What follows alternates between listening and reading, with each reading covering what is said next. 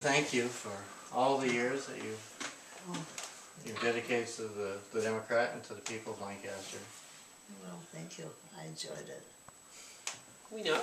We can tell. We can tell.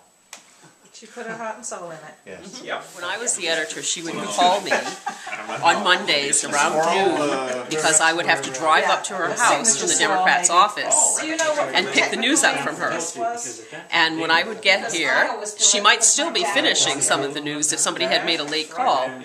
Otherwise, the news is already ready. It was always on lined white paper, and she would fold it vertically, and she would write her name on the cover, and she'd put that flourish mark underneath her name. That's great. The copy was always perfect. You Never had needed to editing. Never. And Had this to is, be retyped, but it never had to be edited. and She very rarely spelled anyone's name incorrectly. If she did, she always had a correction in the next week's issue. Have the town be so small that people would tell where they went for the weekend and, you know, who their Uncle Fred came to visit or something. And if you come from a place that has more people in it, you can't do those things. And so it was sort of funny at the beginning. I couldn't believe that a newspaper was actually doing this. But after a while, you realized how big a part of the community it was, and the depth of these columns. Margaret's particularly, but a lot of the other ones as well, were, you know, long stories every single week about who was visiting, who had gone off to school, all the most day-to-day of news of a community. And at that point, Margaret seemed to know everybody, and so it was like a little greeting card.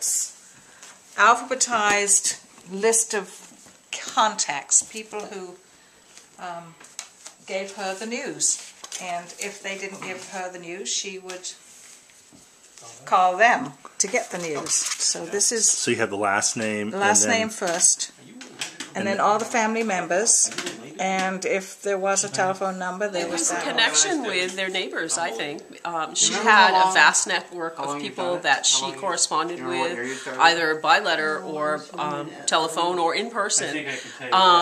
All of those contacts are going to be lost once the correspondents no longer work for the newspapers. People like Margaret or like Wilma Corrigan in Jefferson.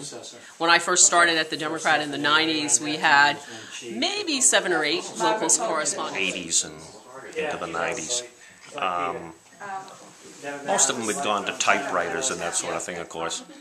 But Margaret continued to do everything by hand, and in this incredibly perfect penmanship, in ink, with never a cross out, and page after page of details about people's lives in town, and often sort of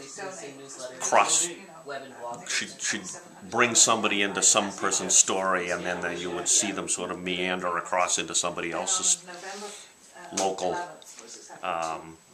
news. I know you, but I figured I should tell. Not well. This is the first time. I only been editor for a few months. Yeah. It's getting harder and harder to find people like Margaret to do what Margaret did so well for so many years. Number one, you've got to find somebody who's connected to the community, and number two, somebody who cares enough to write this stuff down and get it into the paper. And as a guy who loves weekly newspapers, I can tell you it's a challenge now to find people coming along to do this. And I don't know. I mean, I don't know who's going to do Margaret's job. But the bottom line is, who really cares who is going to do Margaret's job? I think people do. And I think people who seek out weekly newspapers really care about that. So I hope someone comes along and picks up Margaret's threads, which are many. I love the woodwork. It's so Is that wide angle?